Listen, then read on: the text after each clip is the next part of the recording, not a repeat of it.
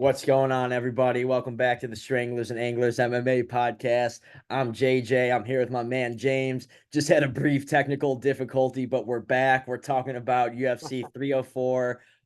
It's been a minute, but good card here. We're excited to talk about it. James, how you doing, man?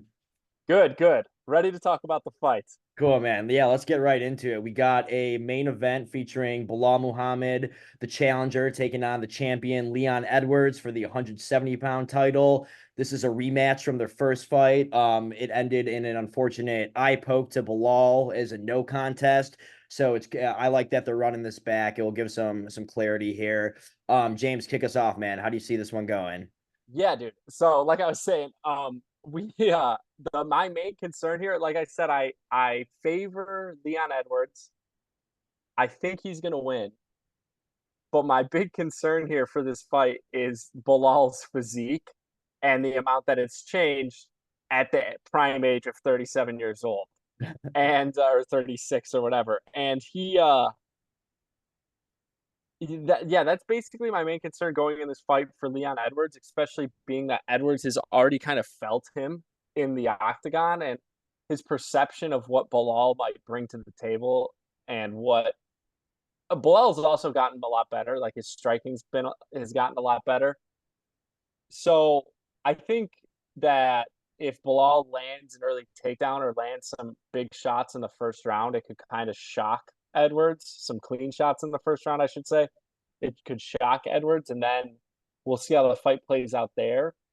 But yeah, dude, it's like with the USADA testing gone, which at the end of the day, it was negatively affecting the UFC because so many fighters would get popped for like the smallest things that were accidental, and then it would like jack up a card. And then you have fighters like like McGregor, a bunch of like a lot of other fighters who are coming off like major injuries where you almost need to be on steroids in order to even get over those injuries. Like when you hear about someone breaking an arm in half, like a compound fracture, and you hear, oh, it's going to take this many months to heal. Well, that's with like the steroids that the doctors give you. Sure. Like if they're just fixing it, it's going to take, it could never heal correctly. And it's definitely not going to heal in like 6 months or five, whatever. So there's a lot of like, that happened, but then the side part of it is that you're gonna just start having fighters where this is what I am such a lot of people are against steroid usage and like or a lot of people like are like they should just let them use it.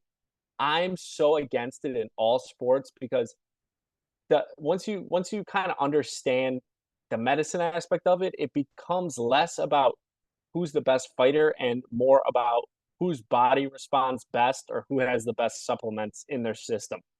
You know what I'm saying?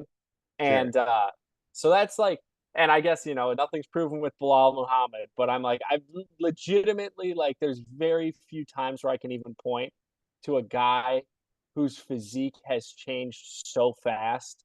It like, and one of one of the last things I'll say about it is like, so anyone who works out, when you're working out at a high level, which is what Bilal's doing, he's working out at a high level because he's a professional athlete. The changes that your body can make are very limited because you're already at like such a high level of conditioning and training and all that. So like even if you switch up your regime, like he said he's with Habib in Dagestan and they train so much harder and blah blah blah, it's not going to show on your physique as much as it does right now for Bilal Muhammad. So that's my main concern with Edwards. Like that's my main storyline pretty much going in this fight is the freakish body change. As far as skill wise go, Bilal's boxing has gotten pretty good. It can set up his takedowns. Edwards just needs to have the similar game plan as he had against Colby, where he pressures Bilal Muhammad because keep the wrestler on the back foot and it makes it a lot harder to shoot in takedowns and to just like, you know what I'm saying? He's not Sure. going to be able to pressure him up against the fence. So who's keeping pressure in this fight, I think will tell the biggest story. Otherwise, I think, like I said, if you're a betting man, I would not bet on Leon Edwards, even though I'm favoring him. I would bet on Bilal if you have to bet on this fight. So what are your thoughts? Yeah, sure. Well, yeah, I agree with the steroids thing. Like, obviously, no proof, but I mean, it looks like he looks to be one of the most blatant users in the UFC. I mean, his Right. physique transformation over it's not just this post USADA era or whatever. It's over the last Hmm. like 7 years where he's just become a freak physically. With that said, dude, I sort of disagree with what you're saying about the like Leon needing to be the one who provides pressure. Um, in that last fight against Bilal that they had, like I felt like Leon was a little more aggressive in that first round than we're used to seeing from him. And the reason that worries me is because like we saw in the fight against Colby, like Leon struggled in those later rounds, like he was able to get taken down and held down. It was just that, it took Colby forever to shoot the takedown. And by that time, like I don't know how much, Leon really needed to work to get up, you know what I mean? Because he already had, 3 or 4 rounds pretty easily in the bank. Whereas I think Bilal is basically like a better version of Colby at this stage in their career. His output's going to be way more than Leon. Maybe he gets pieced up in that first round or two, but I think the longer this fight goes, like Bilal's pace and pressure is going to really start to wear on Leon. And, that's kind of what a lot of people were used to. Or a lot of people thought was going to happen in that Colby fight, and it sort of happened later. It just like, Colby broke his foot, whatever you want to say, it took him too long to get off, whatever you want to say. He did have success in those later rounds. And like I said, I think Bilal is just a better version of Colby at this stage in their career. So I think that game plan is there. Like if Leon's gonna spend a lot of his energy in that first, second round, I don't think that bodes very well for him down the stretch. And I mean, at plus 210, I'm in the betting odds. Like, I'm taking Bilal here all day. Like, I think Leon needs a finish to justify that. And, I just, with Leon's volume, he just has a tendency to make these fights really close. Mm. Or make rounds really close, has a hard time separating, pulling away. Whereas Bilal, maybe he'll get, like I said, he'll get beat up that first, second round. But I mean, the numbers are going to start to really swing in his favor. And as long as he's like, not hurt, not injured, I think he's really going to start to pull away late. Give me Bilal all day in this spot. Remember the name. So who would you take if it was like odds were out of the equation? I think Leon's the rightful favorite. I don't have this at Bilal being an over a 2-1 underdog though. Yeah. Maybe Right. something That's closer to I'm Leon like 130, 140. Like I know people want to talk about that first fight. Like Leon won the first round, landed some really big shots. It's not like it was a 10-8 round. It's not like it was like some uber ass kicking. Like he won a clean 10-9 round. And then the fight ended in the second round before we could really see how that gas tank of Leon and pressure was going to play out in regards to the way that Bilal fights. Um, mhm. so again, I think Leon the rightful favorite, but I'm willing to put my money on Bilal in this spot. For yeah, all the reasons just mentioned. Yeah. Last thing I'll say about it. Sure. One thing that's interesting is I do believe there's a chance like Leon. So Leon was in a different league than Colby. I get that like people wanted him to shoot and all that, but Leon looked bigger. He looked faster. You know what I'm saying? Like he looked like Sure. a better athlete and Colby was older. He had everything on his side. It's gonna be similar to how like same kind of situation as with Bilal Muhammad. So I'm going to be interested to see if Leon feels Bilal shoot a couple times and goes, "Oh, I got this," or he feels his speed and his striking, and then he can just coast to coast for 5 rounds like he kind of does. That'll be another thing to look out for.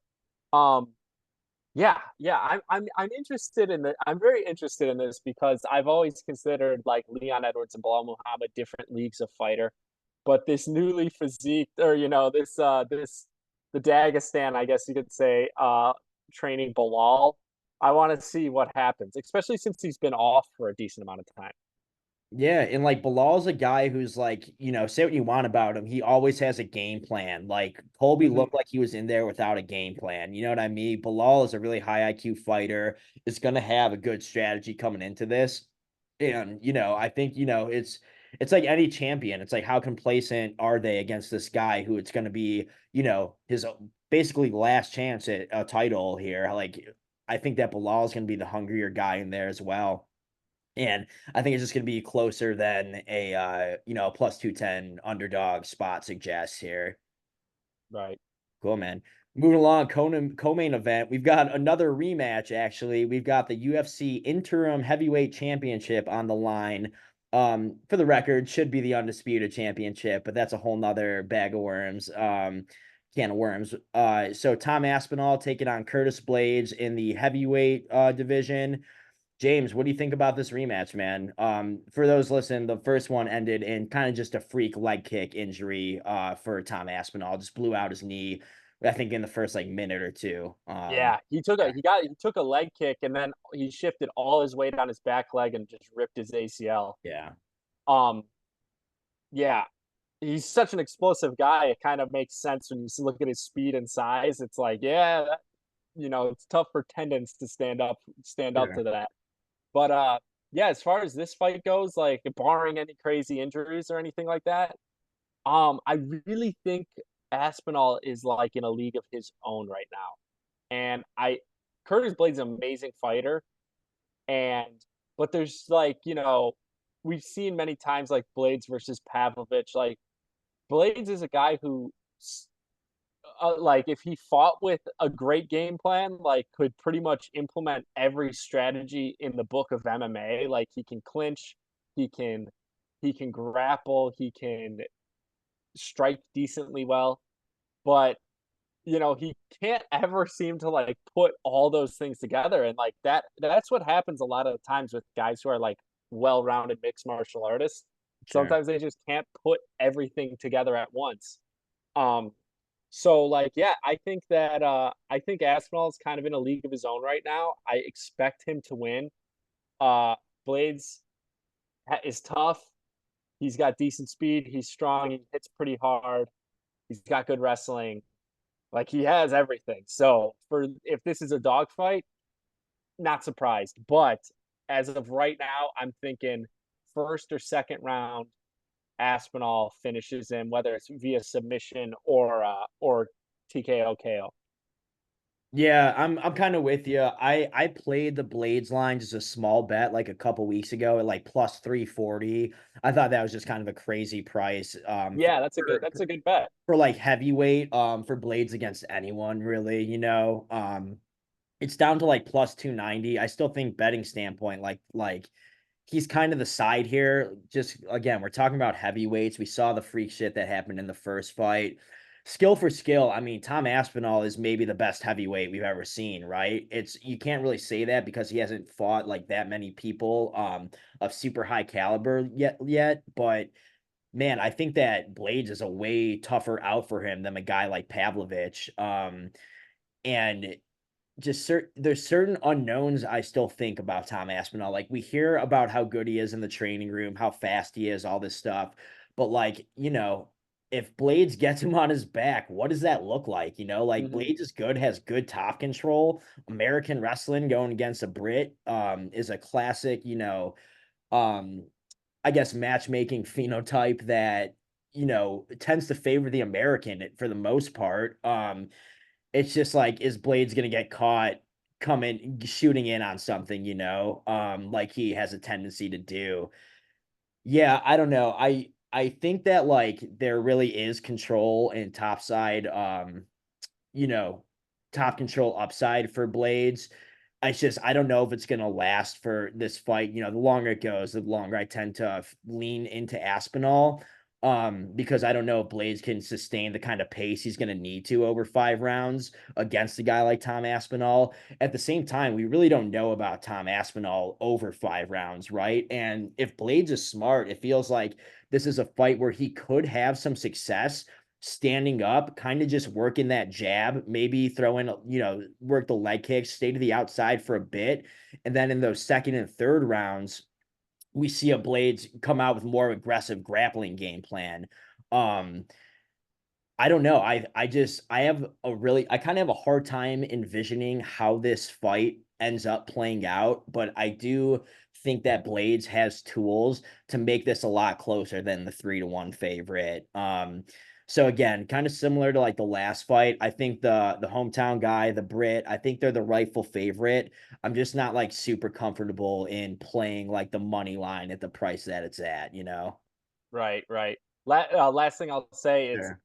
I have a tough time seeing how this fight will play out as well. Yeah. One thing that will be interesting is because Aspinall is so fast, and I think you see it in the heavier divisions a little more, just because they're not used to, going against people that are maybe superior to them athletically Mhm. because they're superior to everyone because they're freaking heavyweights.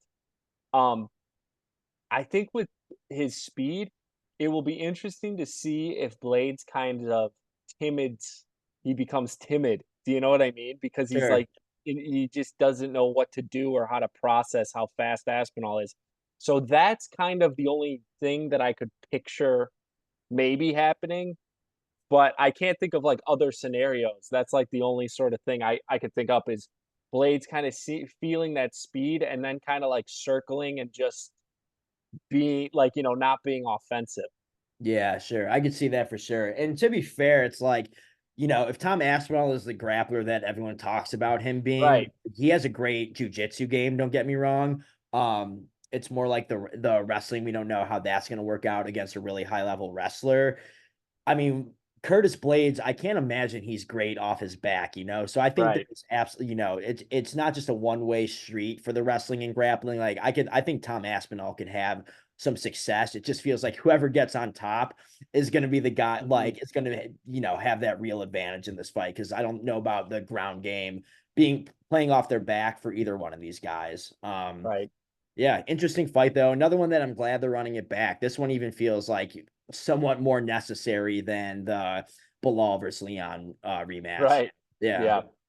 Um, cool, man. Moving down, we've got Bobby Green taking on Patty Pimblett, 155 pounds. Now, James, you mentioned something earlier about at some point guys can have a similar skill set, or one guy could be slightly more skilled than the other guy, but the vitamins come into play when it Yeah. comes to, whatever sport it is. That's like sort of my gut feeling in this fight. I think Patty is on the best vitamins in the world. The dude's got a hell of a doctor. And I just think that, Bobby Green's chin is a little bit compromised now at this point. And I think if Pat like basically I see this fight going like Patty's gonna take him out in the first round, or else he's not gonna take him out, and it leans towards Bobby Green. Just because we see Patty does have like criticize his technique all you want. He does have a lot of power, and he hits hard and he's aggressive too, right? Like that Ferguson fight was kind of something we look back to his fight against Luigi Vendramin, just kind of that blitz, the Liverpool blitz. It could work, it could work against a guy like Bobby Green at this stage in Bobby Green's career. But I mean, aside from that, like Bobby Green generally has the takedown defense and counter striking and speed to fuck up a guy like Patty Pimblett.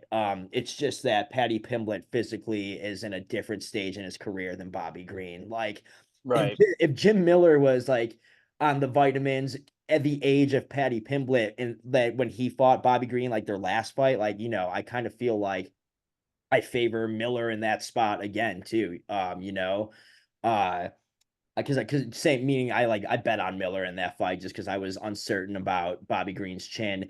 Now he's going against a guy who's like even more physical than Miller, younger, more powerful of a striker. It just, yeah, I mean, this is a stay away fight for me, but like my gut leans towards Patty Pimblett getting this done early with kind of like that Liverpool blitz because I don't like Bobby Green's a really good anti-wrestler, man. I don't think like Yeah. later this fight goes on, I don't think that starts to favor Patty like it would for a lot of grapplers. I think like Patty has shown that he slows down big time, and Bobby Green, when he starts getting in his rhythm, dude, he's tough to beat. He is. Yeah. Yeah, I'm interested. I like both these guys. They're both really entertaining. I'm interested because Patty's biggest weakness so far that's been shown in the UFC has been like a guy who has good hands. Well, you're not going to get much better hands off of, than Bobby Green, Yeah. expect as far as getting hit in the face. And the thing with Green is like, his ego. Renamed himself king. Um, he's just got that ego where he's got to keep the hands down. It's like Yeah. if you even watch his film from back in the day, he used to actually use the Philly shell and keep an hand up. Now he's completely bailed on it. He Yeah. just keeps them down the entire time, Kind and of, kind of, yeah, it kind of plays into like that Liverpool blitz that I'm yeah, saying too. Like if he's leaving himself open, like Patty, for say what you will, he's got a decent chin.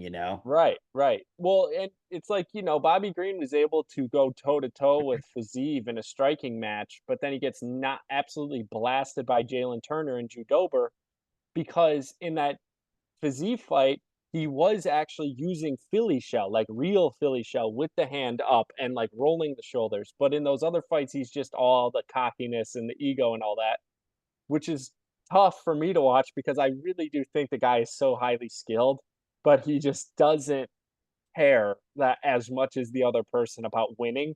He cares more about style points. And which is why he's so entertaining, obviously. So I think that does play into favor for Patty. And I think Patty is I've said many times like that he is really powerful and he does have more athleticism. Patty's the most overhyped, underrated fighter in the UFC. He's because he's so overhyped because Barstool signed him and Dana White's talking Sure, that sure. and the UK just starts pounding beers and going crazy when he walks out that people hate him, so they discredit the fact that he is a pretty good fighter. And he's young, he's young enough to get even better. So this fight will say a lot. I don't think Patty loses a ton of stock if he loses. I think Bobby Green gains a little more, more stock for himself if he wins. Um, the only two ways I see this going though are like what you said, first round finish, and I think Patty could submit Bobby Green. Honestly, I think, but KO, TKO, submission, something, first round finish for a Patty, or Patty gets clipped a bunch of times, like 150 times in 3 rounds, and just takes a 30, 27, 30, 26, 29, 27, like one of those rounds being a beatdown, and he just takes an L and learns from it. So those Yeah. are the only two ways I see it going. Um, Otherwise, I think it's a pretty 50-50 as far as how, but that's just how I see it going for both of them. Yeah, I mean, on in his prime, give me Bobby Green at these odds, Right. like a max bet, dude. You know what I mean? Hmm. Just he's at a totally different stage in his career than Patty's at, and some of that damage and physicality, his lack of physicality now, plus the damage he's taken, like lack of physicality compared to Patty, it Hmm. worries me a bit, but it should be an entertaining fight, nonetheless. Cool, man. Moving along here, we've got a 185-pound matchup. Christian Leroy Duncan taking on Gregory Rodriguez. Man, this is a tricky fight too. Yeah, it is. You know, Gregory Rodriguez, slight underdog here, maybe a little bit surprising. At the considering the level of competition he's faced and beaten compared to Christian Leroy Duncan.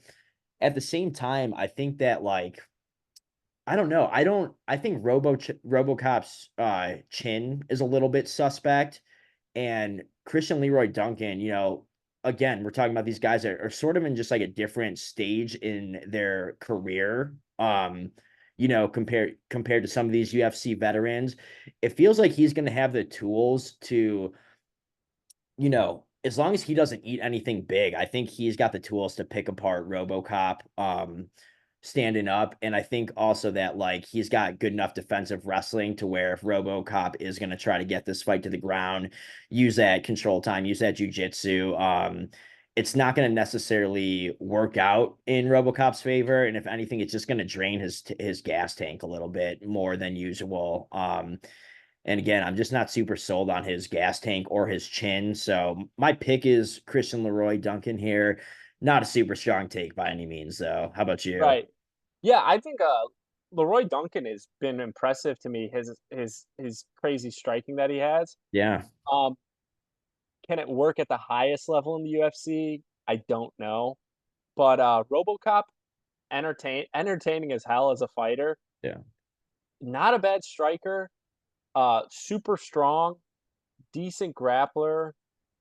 I think he could get it. I don't know how this Duncan Duke's ground game and submission game is. You know, if something happens and they end up on the ground, I don't know. We'll Yeah. see.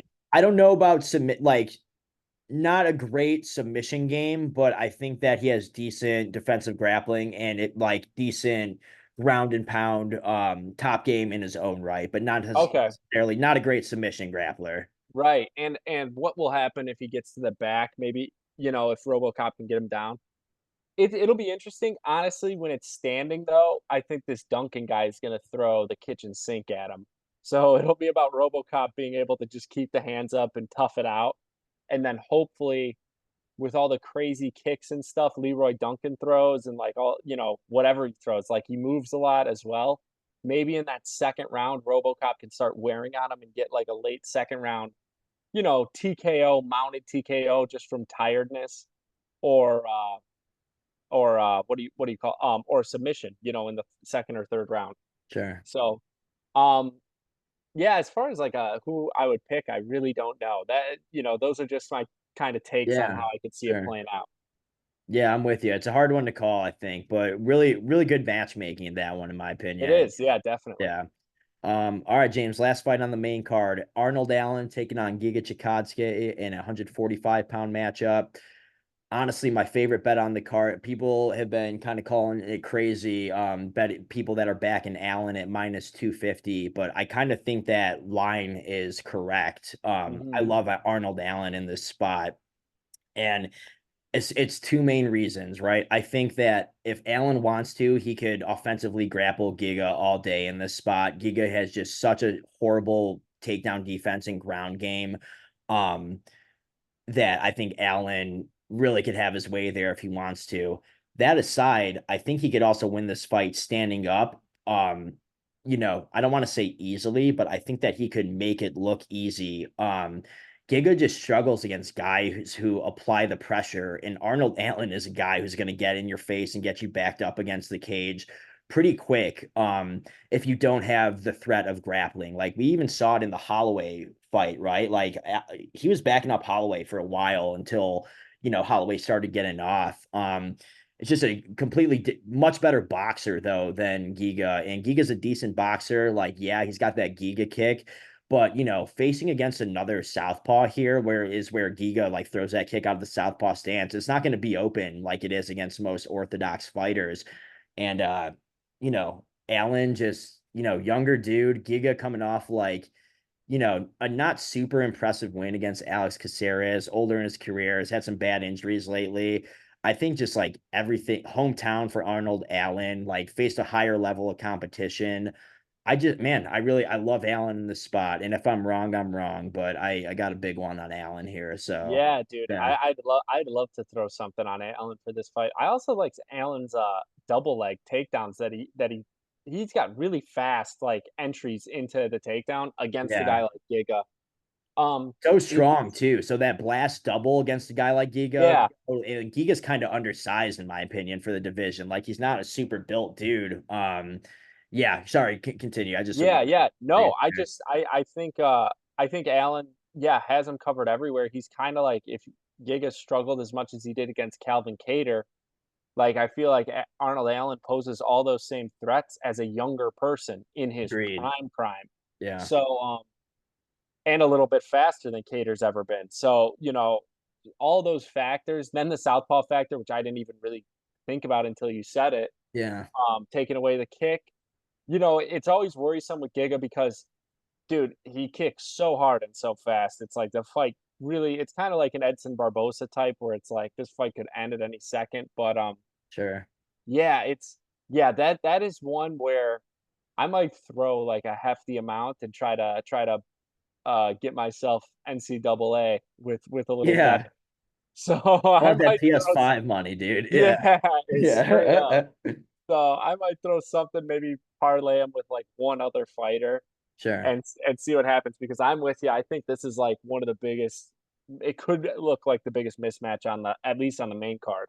Yeah, and I see a lot of people saying that the line is super wide at minus 250 because like they think Giga, has the tools to make this like a close decision, which like I guess in theory, like just striking, he does. But again, I mean, I have Allen more like minus 300, minus 315. In Mhm. that range is what I kind of line him at here. So yeah, I just think everything in my gut is pointing me, along with the skills, the breakdown we just had, just the hometown Right. thing, the younger guy, the more physical guy. Give me Arnold Allen here, man. As long as he doesn't get clipped with something big, I don't that changes like the trajectory of the fight. I think that he's gonna have his way with Giga. Think Mhm. he could even find a finish, honestly. Yeah. Oh, yeah, definitely. I Yeah. think that's very possible. Yeah. All right, cool, man. I got like 5 minutes, maybe. Any Yep. other ones you want to talk about? Um, quick, what are your I think Nathaniel Wood's gonna win. I mean, that's a interesting fight. Do you like Pineda in that? I kind of do, just based on the odds. And yeah, I mean, Nathaniel Woods is so undersized. It feels He like at is. 145, and he's a guy who, in his own right, seems like he gets hurt every one of his fights, whether it's at 135 or 145. And like Pineda's a fucking dog. You can look at Mhm. people just look at his 15 losses or whatever. You know what I mean? But the dude has been around a long time, fought a lot of good guys. I have a hard time getting to Nathaniel Wood at minus 400, almost against Right. anybody, but like especially in a spot like this. Yeah, right. I'm with you on the betting odds. What do you think of Makayev versus Kopp? I love that fight. I Yeah. think Mikhaev is a tough fight for Cobb. I think no matter what, this is going to be a very, very greasy decision that angers a lot of people and makes a lot of people's nights. So Yeah, that's fair how I enough. see Yeah. that fight going.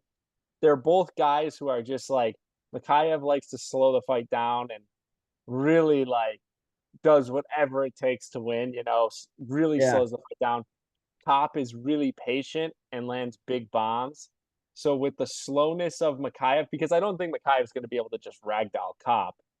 With the slowness, but like the wrestling pace that Mikhaev was going to try to put on versus Cop's like landing a couple big shots around, I think it's going to be like impossible to judge any round. That's how I see this fight playing out, and I can see it Yeah. angering a lot of people. So please don't bet on it, JJ, because I do not want your night to be ruined so early on. Too late. I went small on Kopp. But like just because it's like almost like plus 140 now, the money line.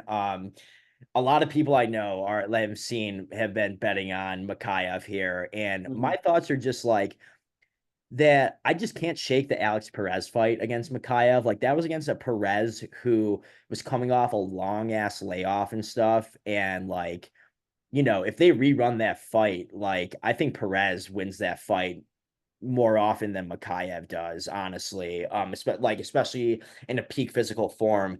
Cop is a huge 130, 125er, and I just, that the image of Makayev like diving at Perez's feet for an entire round and not really being able to do anything but like stalling almost.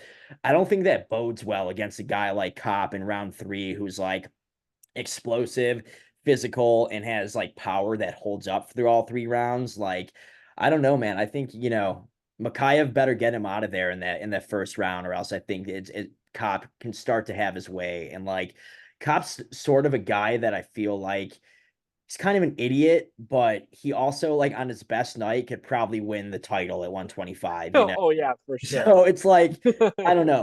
Whereas in like yeah, Makayev potentially could win that title too, but we really haven't seen him against other guys who like are gonna be able to match him when the fight gets to the ground. Like we've seen him against guys who have good takedown defense and can stand up, but not against a guy like Pantoja or Tyra or someone who's gonna like scramble with him and be offensive with the grappling in their own right. So yeah, I mean, this is a good fight. I hope winner gets a title shot, honestly, from Yeah, this fight. I think that's what it feels like. I just, hope hope Cop can make weight. yeah, that's a huge issue. Yeah. Um, look out for, especially since you threw money on Cop. Look out for the third round and the first 2 rounds. Who knows? Cop could get a finish here. He hits really hard for that division, but the third round, the fight being really close, and Makayev doing the same thing that you were just Yeah, saying he was doing, where he's hopping sure. at the legs and just not doing anything. and while you're screaming at the TV and yelling for Cop to kick him in the face, whatever, Throw a knee up the middle, dude. throw Yeah. something, like punch him, he's just laying there or whatever.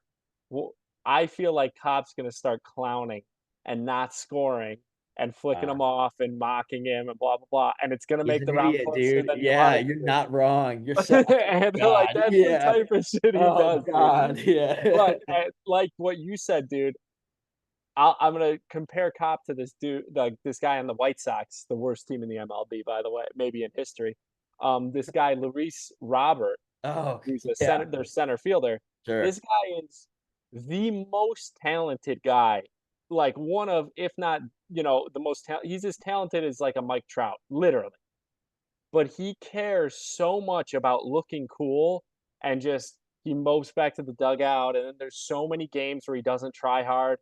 And it's like, bro, if you just locked in and you decided for the rest of your career, I'm going to lock in, you're just a bona fide Hall of Famer. Like, it's impossible for you not to be. That's how I feel with Cop. It's like, It's an I think, unreal yeah, comparison. Amazing. yeah, it is. It's like, Seriously. you could just destroy everyone if you just decided to, like, have laser focus and have that great discipline that the all time greats have. But I don't know if he can. Yeah, man. So. That makes a lot of sense. I'm sort of sick to my stomach about this now, Well, at but least it it's a is what it small is. bet, and Yeah. I favor him, so I'll say Right. that as well. Like, if I was forced to bet, I'd bet on Cop, and I Right on. might include him in parlays or stuff, but that's just his vibe. Yeah. He just. Yeah, it feels like, Perez was in a weird spot off that comeback, and now, like, he's Mhm. back to, like, feels like being an active fighter. Like, he gives Mikhail a lot of problems in that spot. Same with Cop. Like, Cop is in that prime.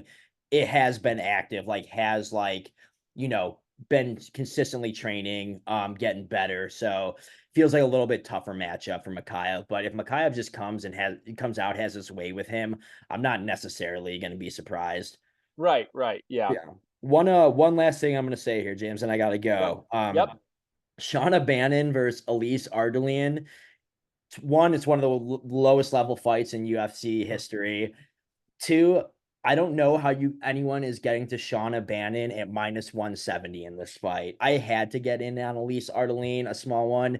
Yeah. She's just like so much more physical and has fought like better people. I don't care if how low level the competition that she's been fighting is, I guess like recently, like she has more experience. She's fought someone like Wiley Zhang, Diana Belbita. It's just, I don't know. I don't know how anyone can watch Shauna Bannon fight and get to her being -170 against anyone. I think this Ardeline girl has all the physicality upside, definitely all the grappling upside. And it's like as long as like she makes this a little bit dirty of a fight, doesn't let Shauna Bannon like Wonder Boy her from the outside, Mhm. I I was think gonna she say, has to she's be the, the like, the side. karate girl, right? Yeah, She she has that sucks, karate. dude. Yeah. Yeah. Dude, you know how those odds happen? The entire country of Ireland bets on Shauna Sure, Bannon. sure. And so that's like, and that is a fight where I get that, like, there's professional gamblers out there and stuff, and it's like what you said, such a low level fight that nobody probably really cares about other than the people who are in Ireland or gonna be at the fight, like, in Yeah, the totally. UK. Maybe that's how those odds sway that way because I'm with you. She does have good striking, so we'll see what happens, but I didn't research any of that. I'm not even gonna touch that Yeah, fight. it was gross all around. Yeah. Yeah, All right, cool, but man. Well, I'll touch base with you for the fights. Good luck this weekend, man. yeah, dude, I'll let you know some of the bets that I throw in because I didn't really go too much into those, but Yeah, sounds good. Still got all right, time to man. nade on some of these lines. I'm sure I'll add a few more props and stuff like that, but All right, man. man, I'll catch you. See ya.